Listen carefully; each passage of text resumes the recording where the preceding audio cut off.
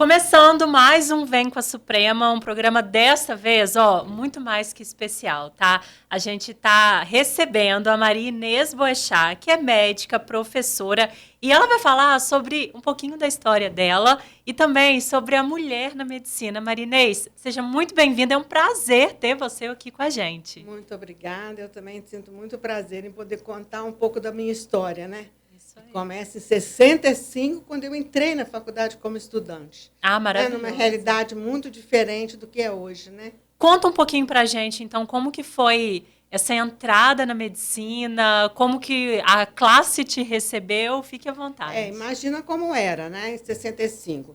Só para você imaginar, na nossa turma nós éramos 60 estudantes e só 6 mulheres. Ou seja, 10% só feminino. Uhum. E aí a gente era olhada meio de banda, né? Para você imaginar, na minha sala tinha um grupo de rapazes que se intitulava Clube da Bolinha. Ou seja, mulher não pode... Aqui não é lugar para mulher. Uhum. Isso eu vivi, né? Ninguém me contou, nem li no livro. Sim. Eu vivi isso aí. Né? Depois, eles mesmos viram que isso era uma bobagem e hoje somos até muito amigos. Que legal. Sabe? É interessante a gente ver isso como a cabeça das pessoas também vai mudando, né? É interessante. Mas é isso que era, né? Eu vejo que eu, às vezes, eu estava em algum lugar viajando, eu evitava falar que eu estudava medicina, porque depois que eu falava que estudava medicina, eu era olhada de banda. Né? Tive grupos de amigos em cidade de praia, eu passava o verão todo ano, que eles foram saber que eu era estudante de medicina quando eu estava me formando, em que a gente, passeando, uma pessoa sentiu mal, machucou, e eu tive ali de me mostrar trabalhando, e aí que eles ficaram sabendo que eu era uma estudante de medicina, para você ver como era, né? Exatamente. Como isso era na época. E além desses desafios, algum outro desafio, né, dessa entrada na medicina te marcou? Que hoje você olha e fala, isso me ajudou a ser quem eu sou hoje, Maria? Eu acho que o maior desafio foi mesmo essa questão da convivência. Mas, assim, digamos, eu sou uma pessoa relativamente habilidosa, sabe, para lidar com isso. E eu tinha um pai com uma sabedoria muito grande. Meu pai era muito sábio.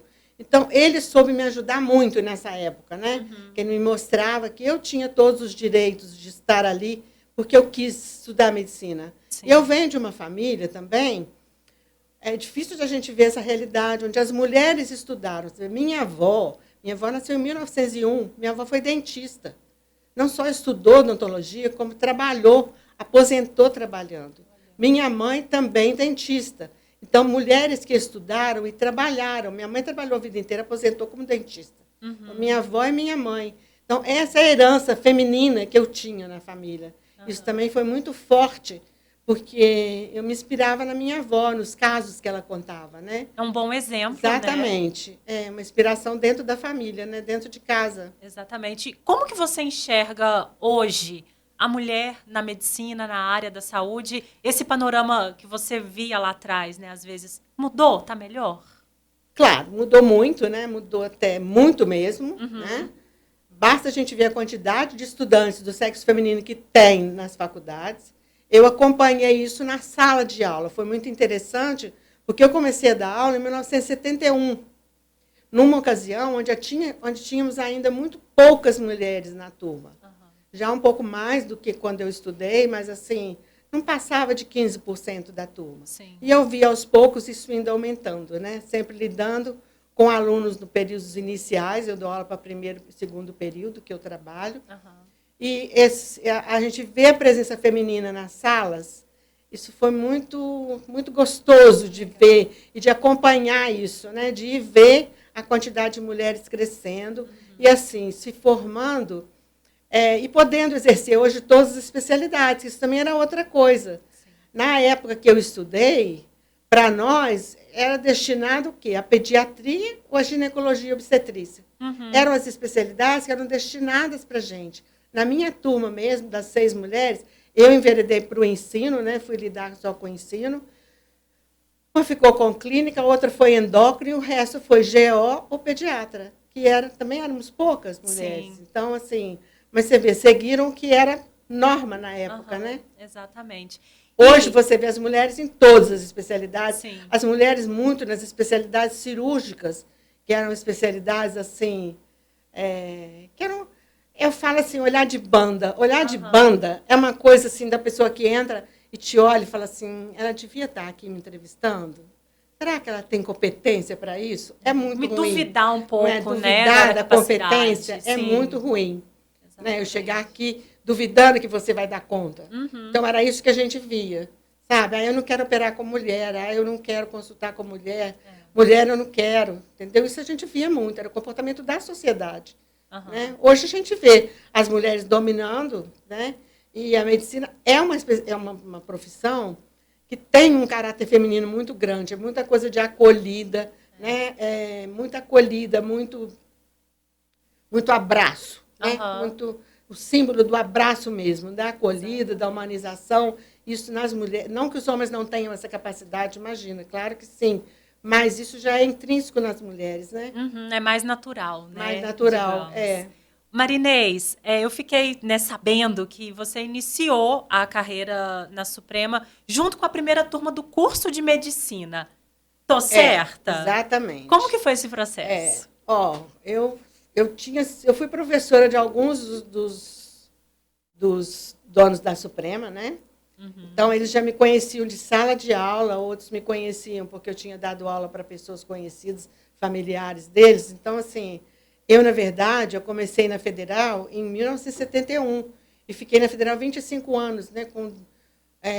No início, 200 alunos por ano, depois 160, mas mesmo assim um número muito significativo de estudantes. Então, formei muitos médicos na cidade, né?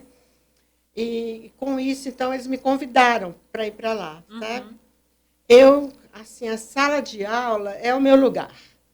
E, principalmente, o laboratório de anatomia é o meu lugar.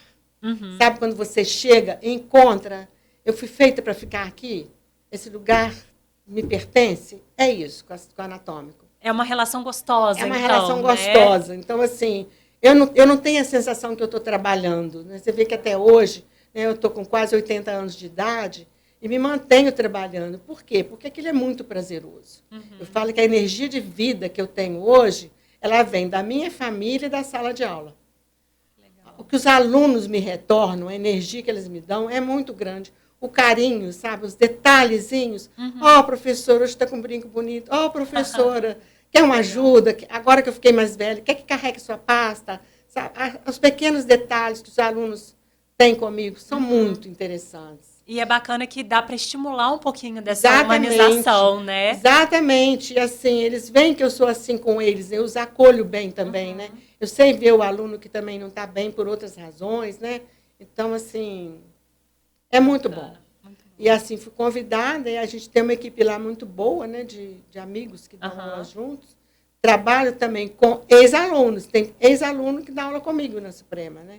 Lá eu encontro ex-aluno para todo lado, né? Isso é muito legal. Como que é essa mescla de gerações? As ideias batem, às vezes dá uns rios, choques? Eu acho que, assim, estar trabalhando, né, ainda hoje é um desafio, porque, assim, as coisas todas mudaram, né? As técnicas de ensino mudaram, a tecnologia entrou para valer, né? Hoje em dia, você tem que saber lidar com o computador, com tela, com os aplicativos de anatomia, tudo isso a gente tem que saber lidar. Né? Lidar com cadáver lábio, com cadáver fresco, né? Que a gente disseca também. Então, assim, eu tive de me adaptar com coisas que eu nunca sonhei que ia ter que trabalhar com aquilo. Sabe? E isso também é desafiador, porque você é mais velho, você tem que aprender, e aí você tem que aprender com quem?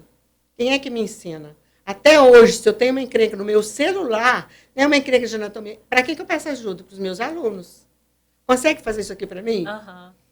Eles pegam, mas eles não gostam muito de ensinar, né? Engraçado, porque eles gostam de pegar, fazer e entregar pronto. Às vezes não é assim. Exatamente, mas é assim, essa troca. Né? E assim, eu vejo trabalho com professores mais novos também, né? Que também tem outras ideias, e a gente tem que saber acolher as ideias novas. Eu acho que isso foi uma característica que eu consegui ter, que é acolher as ideias dos mais jovens, acolher a ideia do monitor. Quanta coisa tem implantada no meu curso que foi ideia de monitor, que acabou de ser aluno, né? Legal. E aí ele fala, professora, será que fazendo assim não ficaria melhor? E faz, sabe? A gente plantou, por exemplo, fazer carro para revisar conteúdos, por sugestão de estudante, que falou assim, professora, tão bom carro.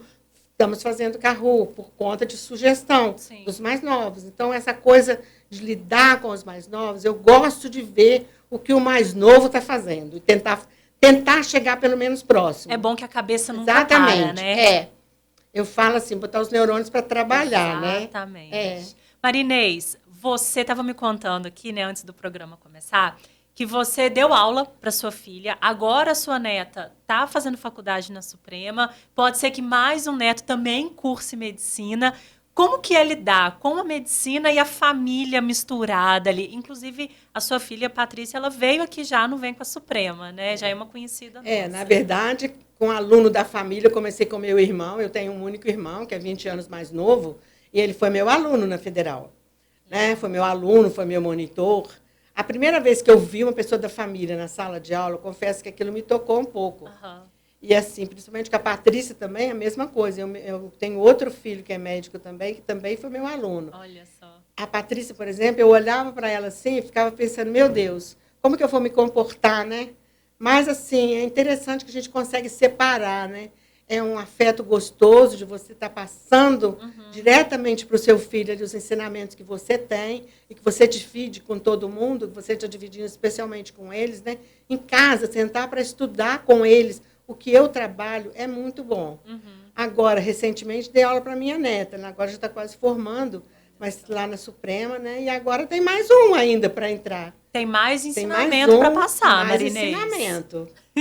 E como que você enxerga esse futuro da medicina, né? Já que a gente está falando de gerações, o que você acha que vem pela frente? Eu acho que vem pela frente muita evolução. Eu acho que a medicina cada vez é mais uma profissão feminina, né? Nós já estamos com mais de 50% de mulheres nas salas de aula. Isso aí, assim, é impressionante. A gente olha, por exemplo, eu tenho 10 monitores, 7 são mulheres. Na outra disciplina, 8 são mulheres. Eu tenho uma liga de estudo de anatomia que só tem um rapaz. São 12 membros, só tem um rapaz. A gente até brinca com ele, né? Que é o príncipe da turma. Exatamente. Mas, assim, eu acho que, pelas características que eu até já falei com você, né? Eu acho que a medicina tem uma coisa de feminino mesmo, sabe? Assim, legal. E para as mulheres que estão pensando em entrar na área da saúde ou que estão passando por alguma dificuldade, qual que é o seu conselho para essa mulherada, Marinês? Aceitem o desafio, né? Quando eu me senti desafiada, o maior exemplo que eu tinha era a minha avó. A minha avó contava que, assim, quem deixou ela estudar foi o pai, mas que a mãe não queria, que ninguém da família, tios, ninguém queria que ela estudasse odontologia na época. E ela teve o apoio do pai. Teve uma pessoa na família que apoiou, né? Então, assim, o meu exemplo é quem está desafiado. Lembre-se que uma pessoa nascida em 1901 foi dentista, mulher, não teve consultório, porque consultório de odontologia na época era coisa para homem, mas ela trabalhou em serviço público, né? Então, assim, é muito orgulho que eu tenho disso. E, para mim, é meu grande exemplo, a pessoa que eu recorro, assim, né, em pensamento, quando eu me sinto desafiada. E é isso que eu falo para vocês. Aceitem o desafio. E é uma área muito gratificante, né? Você trabalhar com a medicina é muito bom. No meu caso, eu trabalho muito com ensino, lido no meio de estudantes de medicina. É muito gratificante, é muito bom. Muito obrigada pela sua presença, Marinês. Uma aula para a gente. Eu que agradeço. Parabéns aí por essa formação da Suprema, dos alunos. Muito sucesso para você. Muito obrigada. Imagina. Vem com a Suprema, volta na próxima sexta-feira, 8h30 da manhã.